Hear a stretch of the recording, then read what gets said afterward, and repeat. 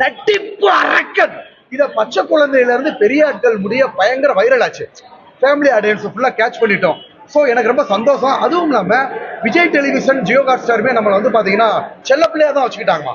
என்ன நடந்துச்சு அப்படின்னு தெரியல. எனிவே நம்மளை இவ்வளவு நாள் வச்சு அளவு பார்த்துருக்காங்களா, அதிகமா ப்ரொமோல வந்திருக்கோம், நம்மளை அதிகமா முகத்தை ஃபோக்கஸ் பண்ணியிருக்காங்க. ஷோவுலையுமே வந்து உங்களுக்கு நல்லா ஜூம் வச்சிருக்காங்க. எல்லாமே வந்து பாத்தீங்கன்னா மக்கள் மத்தியில கொண்டு சேர்த்த விஜய் டெலிவிஷனுக்கும் ஜியோ ஹாட் ஸ்டாருக்கும் நன்றியை தெரிவிச்சுக்கிறோமா. அது இப்போதைக்கு சொல்ல முடியாதுமா. ஏன்னா முன்னாடியை விட இப்போ கொஞ்சம் போட்டியாளர்கள்லாம் சுமாராக தான் இருக்காங்க. இன்னும் டைம் இருக்கு இல்லையா, 50 நாள் தான் இருக்கு. இன்னும் வைல்ட் கார்டுலாம் வேற இருக்கு. ஸோ யாராவது உள்ளுக்குள்ள போனாங்கன்னா கேம் மாறும். அதனால இப்போதைக்கு அதை எதுவும் தெரியலமா. மதுரை மீனாட்சி தாயி பிக் பாஸ்ல நான் போவேன்னு நினைக்கல.